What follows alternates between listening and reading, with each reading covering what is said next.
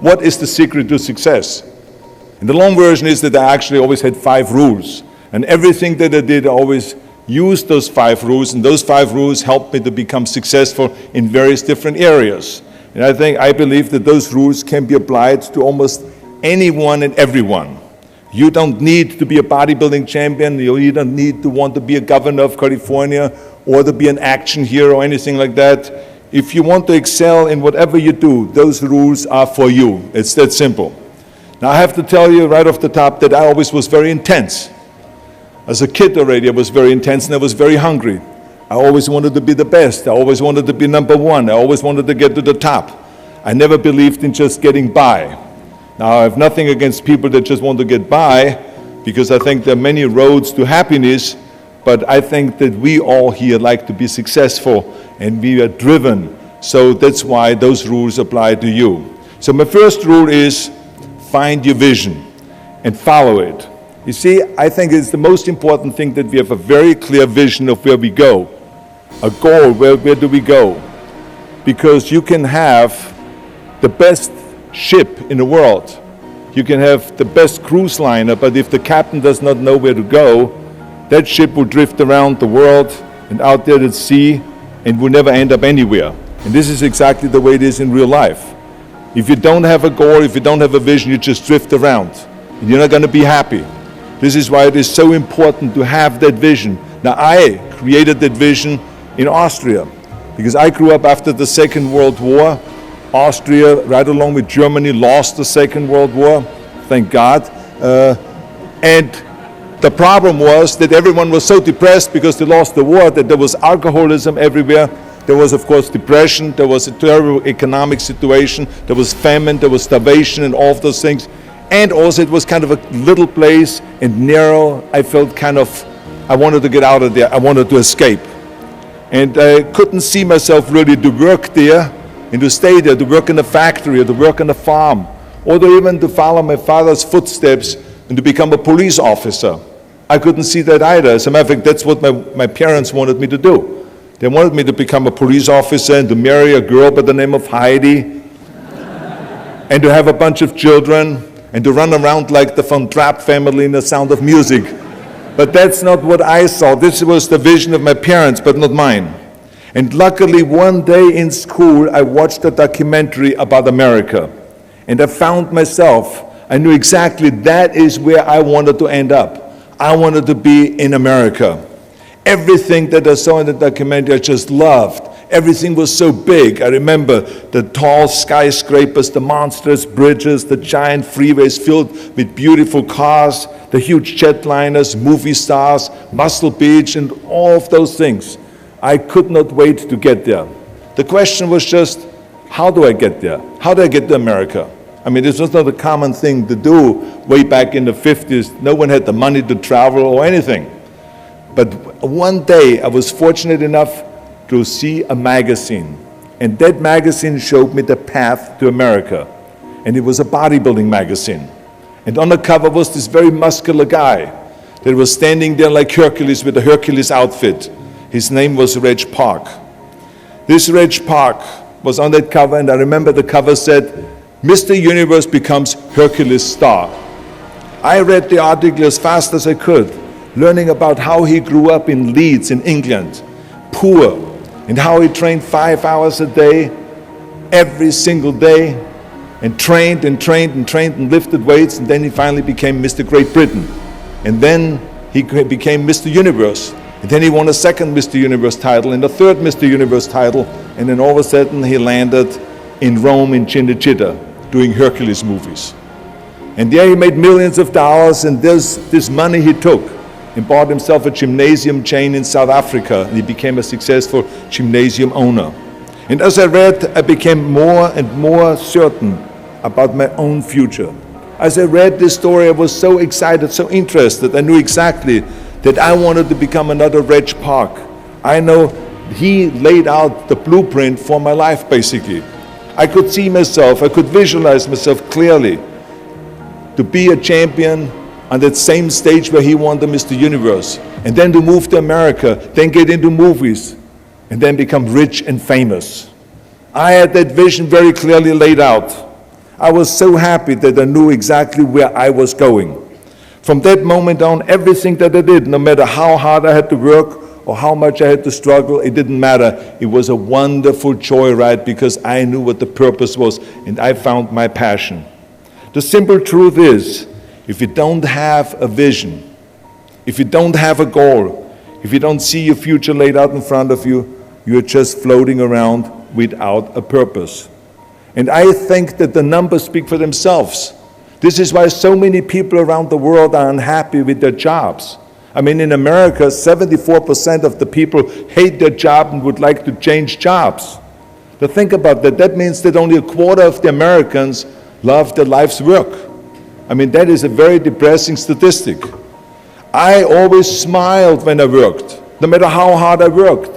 I always had a great time, no matter what I did. It didn't matter if it was in bodybuilding, or if it was in the movies, or if it was as governor. I remember in the pumping iron days, people ask me in the gym all the time, why are you smiling all the time? Why are you so happy? You have to lift 50 tons of weights. You have to train 5 hours a day. I mean, I look at the other bodybuilders' faces and lifters' faces, and they look kind of depressing. They look sour. They're miserable that they have to lift weights. You don't look miserable, you look happy. And I tell them always, I say, I smile because I know exactly that every rep that I do, that every set that I do, every weight that I lift, I get one step closer to turning that vision of mine into reality and becoming that Mr. Universe. I could not wait to lift another 500 pounds in the squats. I could not wait to do another 1,000 sit-ups. I could not wait to do bench press and more curls until I couldn't move my arms anymore. Because I knew that every rep got me closer to standing on that stage as a champion. As a matter of fact, when I lifted weights, I didn't really feel like I was lifting weights. I felt like I was lifting a trophy over my head each time I lifted. And to have all those bodybuilders around me and thousands of people screaming. And I tell you that this vision didn't just help me in bodybuilding, it helped me with everything, like I said. I remember in the movie business, there was many times stunts that I had to do where I got hurt, where I was in pain, in agony, and had to do it over and over again. I remember one incident specifically on Conan the Barbarian. There I was crawling on all four, on rocks, over rocks and gravel, holding my sword right in front of me. And as I was crawling, the camera followed me, and it was around 30 feet that I crawl on those rocks and this gravel. And eventually, after 10 takes, my elbows and my knees started bleeding and hurting. And the director came to me sheepishly and said to me, he says, do you mind if we do another take? I need a close-up of you. And I said to him, no, I don't mind at all. I said, go and do as many takes as you want. He says, no, I don't want to do that because I know you're in pain, you're bleeding. I said, no, I don't feel any pain. I said, the only thing I see is the finished scene.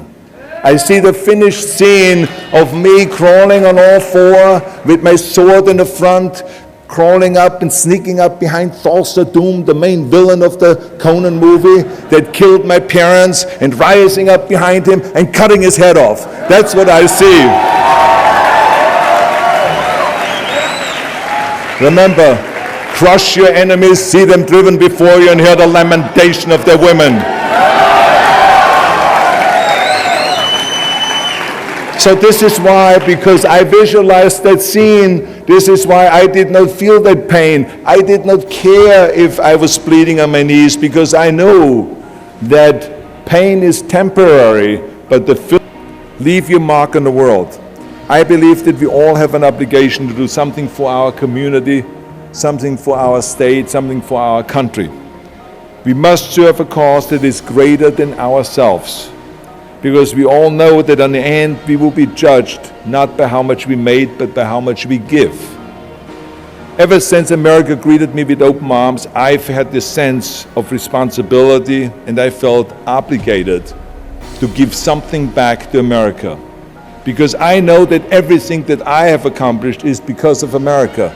If it's my bodybuilding career, if it is my show business career, my political career, the money that I've made, my great family that I have, all of this is because of America. But I have to recognize the fact that America did not become the land of opportunity in this great country by itself. No, in history, people worked tirelessly in America. People fought and people died to make it the land of freedom and opportunity and the land of liberty. So now it is our responsibility, if we want to keep it the number one country in the world, to work for that and to give something back to that country. And it doesn't matter if you're in America, or if you're in Australia, or if you're in China, or if you're in Japan, or in Italy. It is the same thing. You all have to give something back to your country, no matter where you're from. Now, I love the words of my father-in-law, Sergeant Shriver, who started the Peace Corps, the Job Corps, legal aid to the poor during the Kennedy and during the Johnson administration. He was the number one public servant, and he always inspired me to become a public servant. He was one of my heroes. He said at Yale University at a commencement speech, he said to the students, tear down that mirror. Tear down that mirror that makes you always look at yourself. And you will be able to look beyond that mirror, and you will see the millions and millions of people that need your help. And I saw those millions and millions of people. And this is why I tried to take every opportunity that I could to give something back. I started training Special Olympians, people that were intellectually handicapped, to help them with weightlifting and powerlifting. I became the international powerlifting coach and the torchbearer for Special Olympics. Then later on, I joined the Simon Wiesenthal Center to fight prejudice, so we don't have the things happening again as we had during the Second World War, during the Nazi Reich. And I joined also the President's Council on Fitness. I became the chairman under President Bush from 1990 to 1993. To be the chairman and to promote health and fitness in all 50 states. I traveled all 50 states. I started after-school programs for the most vulnerable children, for inner-city children, to make them be able to say no to drugs, no to gangs, and no to violence, and to say yes to education and yes to life. And every single time I reached out and I gave something back, I felt fantastic. Nothing made me happier. I would rather play chess with an 8-year-old kid in an after-school program or play golf, a round of golf with a Special Olympian than go down another red carpet of a movie premiere. And I have nothing against movies, but to give something back to me is more important than just to think about myself. Eventually, the joy of giving back was so great that I decided to become a public servant full-time and to turn my back, actually, and walk away from my career as an actor. After I finished promoting Terminator 3, I jumped into the race, into the governor's race in California, and I ran for governor. And even though my friends advised me not to do that, they said, "Are you crazy, Arnold? Don't you understand that you would lose now this $20, $30 million a movie that you're getting paid? And they will only pay you $178,000 as governor a year?" Well, I didn't care, because I knew that all the money that I've made and to be in that position in the first place to make this money is because of America. It was time to give something back. So I became governor, and I didn't even take the $178,000. I gave it back to the taxpayers because it was petty cash. It's the last thing I needed. And I can tell you that those 7 years were the most exciting and the most rewarding and the most gratifying years of my life.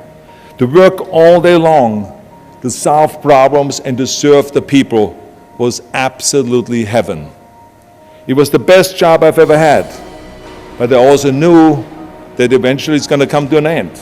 And after 2 terms, it did come to an end. But when it came to an end, the one thing that didn't come to an end and was not finished was my desire to be a public servant and to serve the people.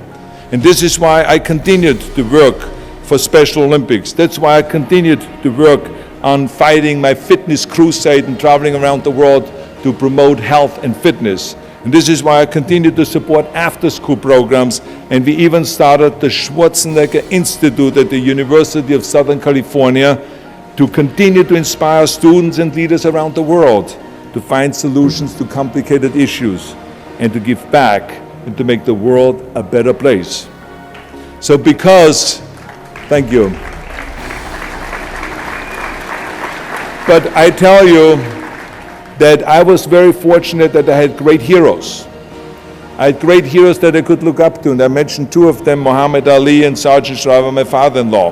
But there's other great heroes like Gorbachev, Reagan, Mandela, great leaders like Mother Teresa, Chancellor Kohl, and Churchill, and the list goes on and on. I mean, those people had such an impact on the world. Single-handedly, they've changed the world. I mean, if you think about just Gorbachev, I mean, this man, every time I meet him, I'm in awe. I mean, he grew up under communism, and he rose from the bottom of the ranks straight up to the top. He became president of the Soviet Union, one of the most powerful people in the world. And he was the leader of the Communist Party. And when he was in the top position, he realized that the system was broken. Now, what do you do when you're the top leader of the Communist Party and you realize that the system, that communism, doesn't work? Well, you know what he did? He dismantled communism. Think about the courage that takes. I mean, the guts that it takes to do that. Think about that Gorbachev completely transformed his country with glasnost to give his people for the first time freedom. And then through perestroika, by reforming Russia's economy. He didn't wait for the next president. He didn't complain. He simply said, if not me, who? And if not now, when? So I feel very strongly all of us need to have and embrace that kind of a spirit. We all can create change, whether it is in our neighborhood or in our local schools or in our country. It can be big, but it can also be as little as just going to a school kid that has problems reading and teaching that kids how to read or how to do math. We don't have to just work on me. We should also work on we. Not just me, but also we. Remember that. To lead a truly full life, you must give back. You must leave the world a better place than you found it. Because the bottom line is, it is up to us. I mean, those rules that I've given you are important rules, but giving back is one of the most important rules. I guarantee you that if you follow all of those rules, you will have many victories to celebrate. And you will leave, your work, and you will have extraordinary kind of a record, and you will leave a legacy behind that you can be proud of. So I want you to remember those rules. Have a vision. Think big. Ignore the naysayers. Work your ass off and give back and change the world. Because if not us, who? If not now, when?